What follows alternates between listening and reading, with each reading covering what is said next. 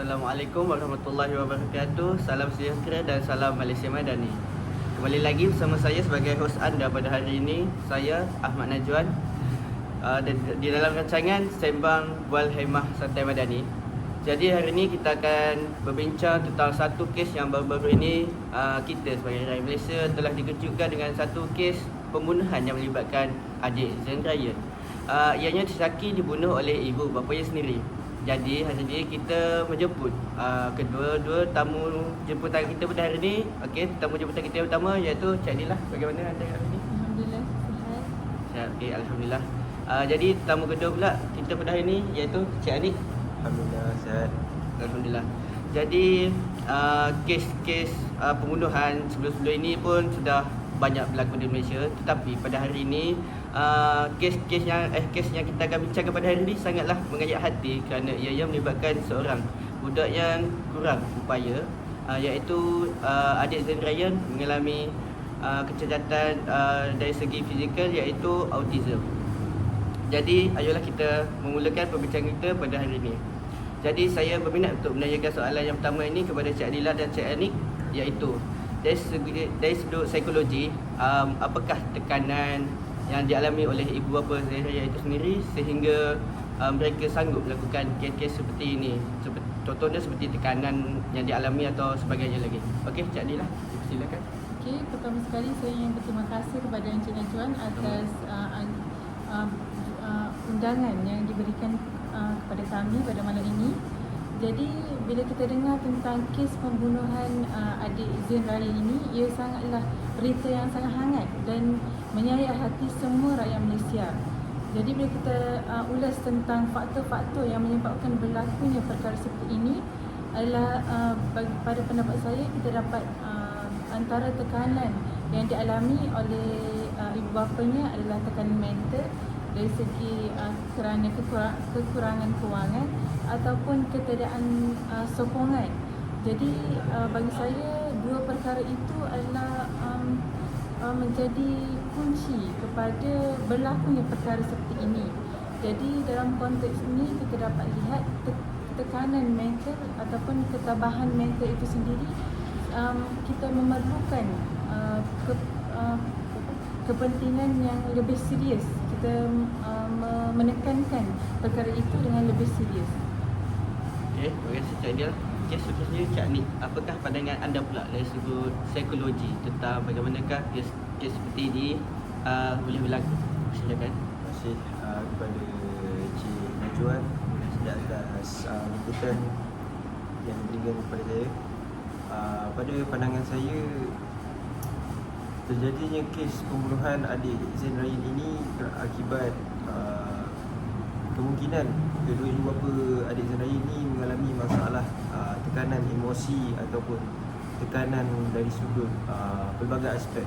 Antaranya saya ingin menekankan aspek iaitu berkemungkinan ibu bapa kepada adik Zain Ryan ini mengalami masalah kewangan yang saya rasa agak teruk. Kerana dalam ekonomi yang sekarang ni, hidup perlulah seorang tu perlulah bekerja keras untuk mendapatkan makanan, sehingga kan boleh terjadinya pepatah yang itu mengatakan guys pagi makan pagi, guys petang makan petang. Jadi saya rasa apabila kedua ibu bapa adik Zain Ryan ini mengalami tekanan untuk mencari wang ringgit demi menyara keluarganya, jadi berkemungkinan dia tidak sengaja untuk membunuh adik Zain Ryan ini. Kerana seperti yang kita tahu, adik Zain Ryan ini juga mengalami penyakit autism, dan penyakit autism itu sendiri ialah anak-anak yang mempunyai penyakit autism ni boleh melakukan sesuatu perkara di luar jangkaan dan tidak sama dengan manusia yang normal seperti kita ni. Betul. Jadi bagi saya, apabila kedua ibu bapa adik Zain Ryan tu penat balik bekerja kan, jadi nak balik rumah ingin pula melayan anak autism tersebut. Jadi saya rasa itu merupakan salah satu punca utama bila terjadinya pembunuhan adik Zain Ryan. Okay, terima kasih Cik Nik. Jadi saya berminat untuk memberikan tentang perbincangan dari sudut psikologi ini dengan lebih lanjut seperti mana yang dikatakan oleh Cik Adilah dan Cik Anik, iaitu tekanan yang diakibatkan oleh kekurangan wang yang menyebabkan mereka sanggup untuk berbuat demikian. Tapi saya juga boleh menambahkan satu persoalan, iaitu mungkin kedua ibu bapa adik Zairaya itu sendiri mengalami tekanan di tempat kerja yang mengibatkan mereka melampiaskan tekanan stres mereka itu kepada adik Zairaya. Seperti yang dikatakan oleh Cik Anik, mereka mungkin kekurangan kewangan yang menyebabkan mereka bekerja sehingga berhempas pulas demi sesuap nasi. Okey, saya juga berminat untuk bersambung dari sudut sosialis dan undang-undang pula. Saya ingin mengajukan soalan, iaitu adakah Cik Adilah dan Cik Anik rasa yang kita ni seharusnya melakukan tindakan untuk mencegah perkara sebegini berulang. Contohnya, apakah tindakan kita yang dapat lakukan untuk mencegah perkara ini daripada berulang kembali dari sudut Malaysia Madani, dari segi Malaysia Madani ya. Silakan Cik Adilah. Baik, terima kasih atas soalan. Jadi pada pendapat saya, kesedaran itu amat penting kepada seluruh masyarakat, di mana kita dapat melakukan pelbagai program-program ataupun mengeluarkan teknik-teknik atau kaedah-kaedah kepada seluruh masyarakat untuk kita berhubung dengan anak-anak autism ini. Jadi seperti yang kita lihat, anak-anak autism ini selalu menjauhkan diri daripada kanak-kanak biasa kerana mereka segan ataupun mereka tidak suka untuk bergaul. Tapi bila kita mengeluarkan kaedah-kaedah ataupun teknik-teknik untuk memberikan kefahaman yang luas kepada masyarakat, jadi ia dapat mengeratkan lagi hubungan antara sesama manusia atau sesama masyarakat yang seperti ditekankan di negara kita, iaitu Malaysia Madani, yang mengeratkan antara hubungan semua jenis masyarakat. Terima kasih Cik Adilah. Maksudnya Cik Anik, Dia ulang semua soalan. soalan dia bagaimanakah contoh dia macam adakah kita patut membendung perkara ini berlaku, dan apakah tindakan sebagai seorang individu dalam masyarakat untuk membendung perkara ini. Terima kasih Cik Najwan. Pada pandangan saya, perkara ini perlulah dipandang serius dan perlulah diambil berat oleh semua golongan, tidak kira yang muda ataupun yang tua. Kerana jika kita tidak melakukan sesuatu inisiatif untuk membantras dan membendung kes-kes seperti ini, maka kes-kes seperti ini akan meningkat dari tahun ke tahun. Jadi saya rasa perkara ini bukanlah satu perkara yang normal untuk diamalkan dalam negara kita, dengan ini seperti dalam konteks Malaysia Madani yang diterangkan oleh Perdana Menteri yang ke-10 kita, iaitu Datuk Seri Anwar Ibrahim, juga telah menekankan aspek kemanusiaan, keharmonian dalam negara kita. Jadi di manakah aspek itu jika berlakunya kes-kes pembunuhan, kes-kes penderaan anak-anak autism ini semakin meningkat dalam negara kita? Itulah persoalannya. Jadi pihak berwajib dan pihak berkuasa perlulah duduk, berbincang dan mengeluarkan satu ataupun pelbagai inisiatif yang perlu dilakukan demi membendung dan membantras kes-kes pembunuhan anak-anak autism ini. Bagi saya, anak-anak autism ini tidak salah kelakuannya. Mungkin kelakuannya agak berlainan dan agak berlebihan, tetapi mereka ni bukanlah minta untuk diri mereka menjadi sebegitu. Jadi sebagai orang-orang yang normal ini, kita tidaklah boleh menghina, mengkeji, lebih-lebih lagi kepada kedua ibu bapa yang mempunyai anak autism itu. Jika perkara tersebut boleh terjadi, maka bagi saya ianya boleh menambahkan lagi tekanan kepada kedua ibu bapa yang mempunyai anak-anak autism. Dan lebih teruk lagi, Cik Radwan, dia akan boleh menjadikan ibu bapa tersebut melakukan sesuatu perkara yang di luar batas dan perkara yang diharamkan oleh Islam, iaitu membunuh dan mendera anak-anak autism yang tidak bersalah ini. Jadi saya rasa pihak yang berwajib perlulah mengambil satu langkah inisiatif demi membendung perkara ini berulang kembali. Terima kasih Cik Anik. Jadi seperti yang berkatakan oleh Cik Adilah dan Cik Anik, saya setuju dengan pandangan dan pendapat yang dilontarkan oleh mereka, tetapi saya ingin menokok tambahkan sedikit, iaitu apabila kita hendak membendung perkara sebegini, dia berbalik kepada diri kita sendiri. Sebagai umat Islam, kita haruslah berbalik kepada prinsip agama Islam yang menekankan erti sabar dan sabar. Jadi ada pepatah Arab yang mengatakan as-sabru minal iman, yang bermaksud sabar itu separuh daripada iman. Jadi dalam kita hendak membendung perkara sebegini berlaku, ianya merupakan tanggungjawab seorang individu ataupun ibu bapa itu sendiri yang mengalami anak autism, kerana mereka mempunyai karenah yang lain daripada kanak-kanak yang biasa. Jadi kita harus bersabar. Tapi walau bagaimanapun, kita hanya boleh menasihati mereka untuk kekal bersabar, kerana bab kata pepatah Melayu yang mengatakan berat mata memandang, berat lagi mahu memikul. Jadi tadi kita sudah lihat dari sudut psikologi dan sosialis serta undang-undang. Seterusnya saya ingin mengajukan soalan yang lebih lanjut, iaitu bagaimanakah cara kita ingin meningkatkan kesedaran masyarakat tentang masalah-masalah yang dihadapi oleh ibu bapa yang mengalami anak-anak berkeperluan khas atau autism seperti adik saya ini sendiri. Jadi apakah pendapat anda, Cik Adilah? Terima kasih Encik Najwan. Bagi pendapat saya, apa langkah yang kita boleh membuat untuk memberikan kesedaran kepada masyarakat adalah dengan mengedarkan edaran-edaran poster ataupun membuat majlis-majlis kecil. Kita tak perlu pun membuat majlis yang sudah secara meluas, tetapi kita boleh melakukan secara dalam masyarakat setempat. Jadi kita dapat memupuk kesedaran itu secara berperingkat, dan itu lagi boleh menguatkan lagi keharmonian antara masyarakat tersebut. Dan seperti yang Encik Anik bagi tahu tadi, seperti yang Encik Anik beritahu tadi, anak-anak autism ini tidak bersalah.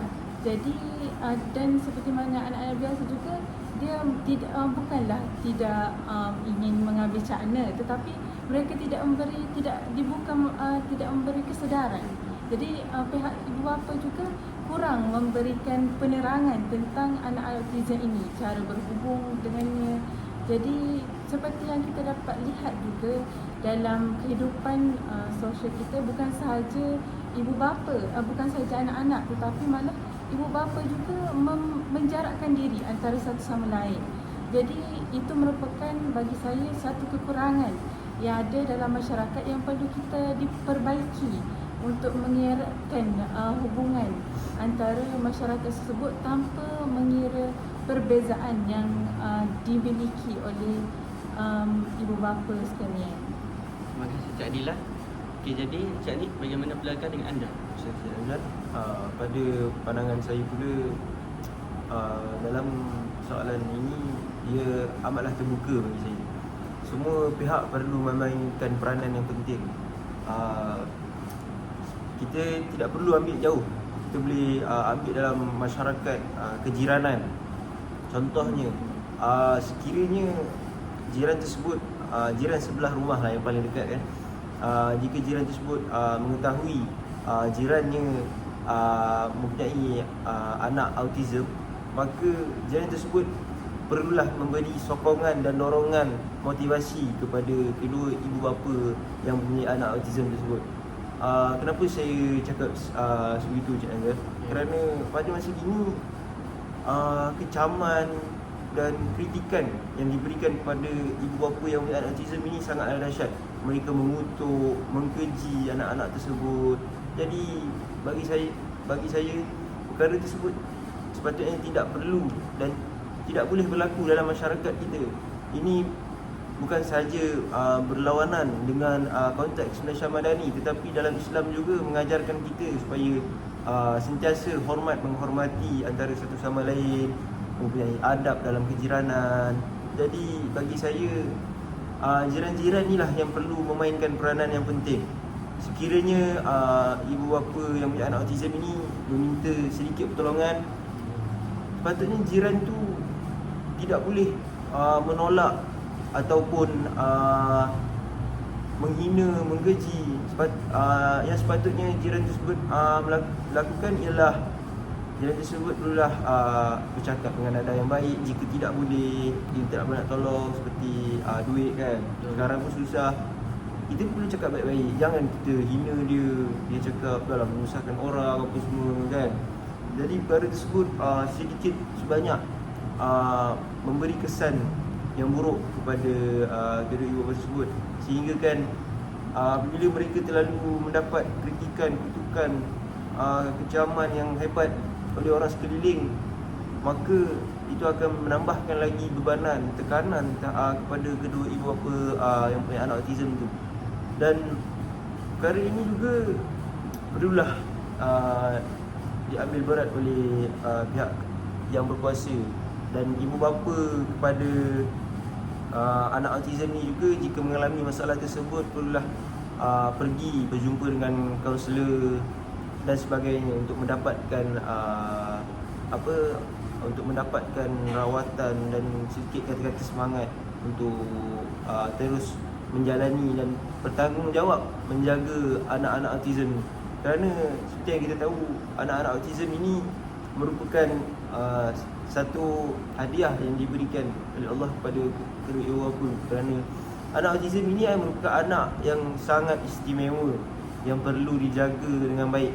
Mungkin mereka tidaklah seperti anak-anak yang lain, anak yang normal, boleh bercakap dengan baik, boleh mendengar kata. Tetapi itu bukanlah satu penghalang dan kunci untuk kedua ibu bapa melakukan satu penderaan bagi saya yang sangat teruk kepada anak autism ni. Kesian saya tengok kes-kes sebelum ni kan, banyak kes kan. Jadi bagi saya itulah pandangan saya kaitan dengan apa yang kita boleh buat untuk menjaga anak autism dalam negara kita. Itu saja. Terima kasih Cik Anik. Jadi dalam bagaimana kita hendak meningkatkan kesedaran dalam masyarakat, dalam kalangan masyarakat seperti yang dikatakan oleh Cik Adila dan Cik Anik, iaitu melalui kemasyarakatan setempat, iaitu seperti kejiranan.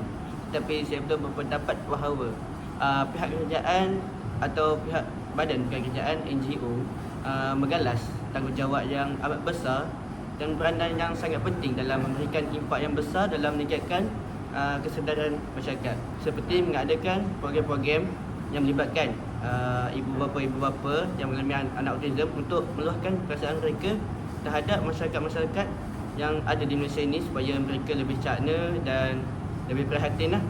Justru itu, apabila keprihatinan dan cakna serta mereka punya kasih sayang mereka meningkat, mereka akan memberikan segala dorongan atau sumbangan dari segi moral, mental dan fizikal, maupun fizikal seperti yang dikatakan oleh Cik Anik dan Cik Adila, iaitu mereka mungkin mengalami masalah kewangan dalam menguruskan anak-anak autism ini. Mungkin mereka memerlukan sebarang perubatan yang melibatkan kos-kos yang besar. Okey, jadi kita beralih pula ke soalan yang seterusnya, iaitu adakah Cik Adila dan Cik Anik berasa yang undang-undang di Malaysia pada masa kini, pada masa sekarang sangat ampuh atau sangat berkesan atau cukup untuk bagi kes-kes pembunuhan yang melibatkan orang autism ataupun apa-apa sahaja? Jadi dipersilakan Cik Adila. Ya, baiklah, terima kasih kepada Encik Najwan. Bagi saya, dalam segi undang-undang dia perlu diperketatkan lagi. Seperti di sini saya ingin menambah tentang penekanan Perdana Menteri kita, iaitu Encik Anwar Ibrahim, yang mana beliau sangat menekankan kesejahteraan undang-undang secara responsif, di mana kita semua pihak perlu memastikan setiap keluarga yang mempunyai yang berdepan dengan cabaran-cabaran seperti ini mendapat bantuan yang secukupnya daripada mengikut keadaan beliau, mengikut cabaran, kekurangan yang mereka hadapi. Jadi saya ingin menambah juga iaitu tentang kesejahteraan sosial, yang mana seperti yang Encik Ani beritahu tadi, di mana kesejahteraan sosial ini sangat penting, iaitu bagi masyarakat untuk memberikan responsif, yang memberikan semangat-semangat yang positif, ya betul Encik Ani dan Encik Najwan? Ya, betul.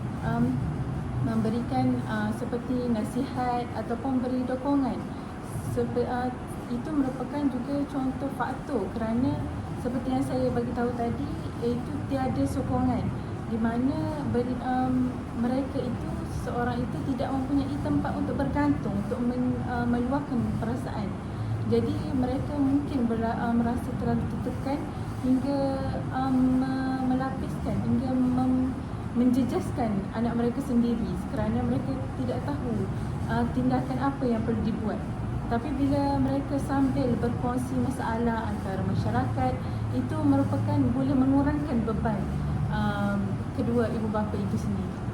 Terima kasih Cik Adela. Okay, seterusnya Cik Ali, silakan untuk memberikan pandangan atau ingin melontarkan sebarang idea berkenaan tentang adakah undang-undang di Malaysia ini sudah cukup untuk menyekat daripada berlakunya lagi kes-kes seperti begini. Pada pandangan saya, undang-undang di Malaysia bagi saya tidak ketat berkaitan dengan anak-anak autism ini. Kerana ini boleh dibuktikan dengan trend kecederaan, pembunuhan dan penderaan anak-anak autism ini semakin bertambah tahun, semakin bertambah juga kes-kes kematian dan kes-kes penderaan anak-anak autism ini. Bagi saya, undang-undang di Malaysia perlulah diperketatkan lagi, dan hukuman untuk penjenayah yang melakukan kes-kes seperti ini perlu mendapat hukuman yang setimpal dengan apa yang dibuat. Kerana bagi saya, jika pihak berkuasa dan pihak berwajib tidak melakukan sesuatu, maka semakin meningkatlah kes pembunuhan anak-anak autism ini.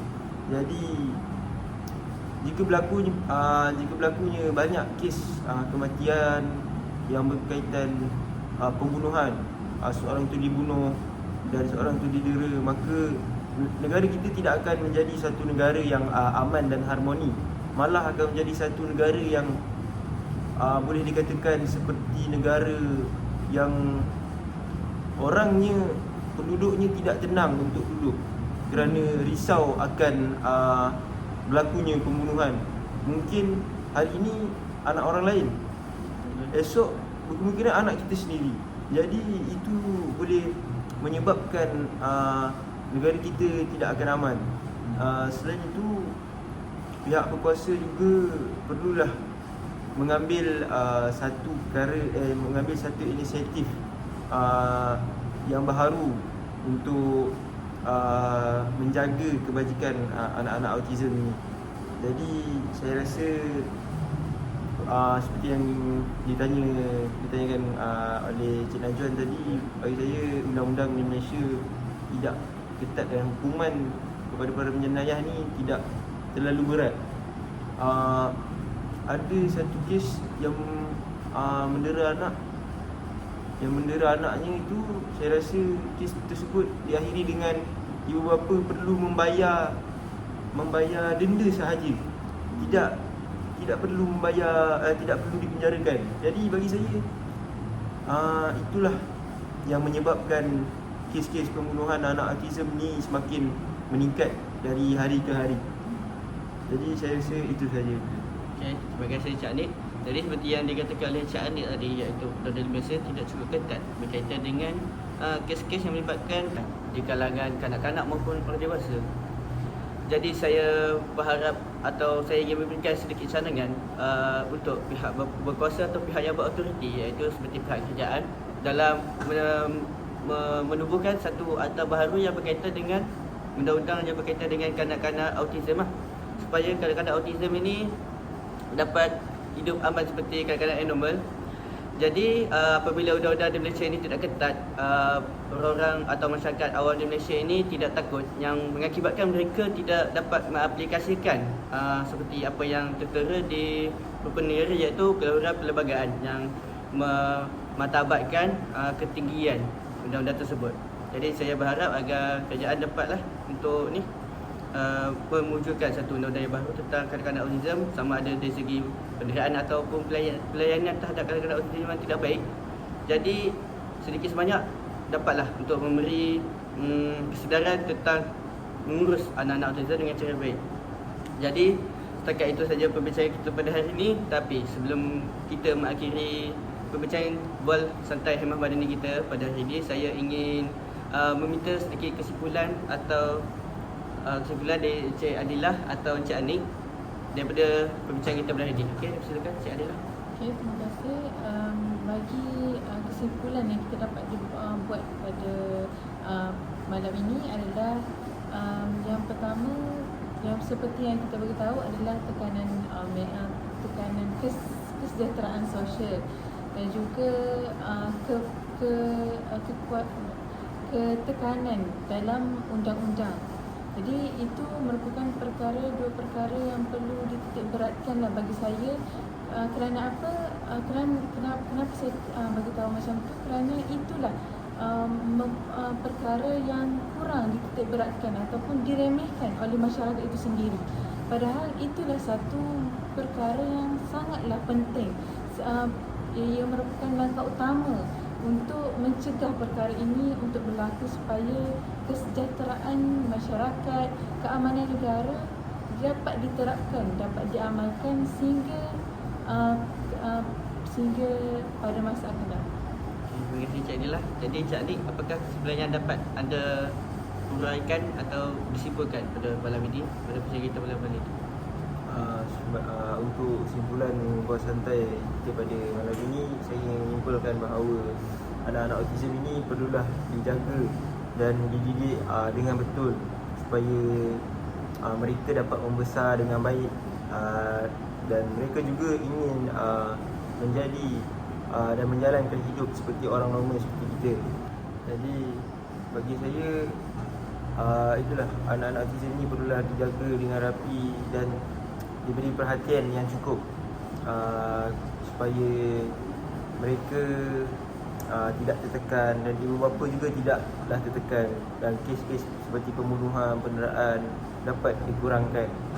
Okey, terima kasih Cik Anik atas apa yang telah disebutkan untuk perbincangan kita malam hari ini.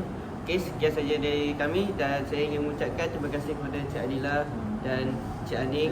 Jadi saya ingin memohon seribu kemaafan sesungguhnya yang salah dari saya, dan yang benar itu dari Allah SWT. Jadi anda semua jangan lepaskan tetap untuk siaran Bual Santai Hemah Madani yang keseterusnya agar dapat manfaat dan meningkatkan kesedaran kita tentang isu-isu semasa.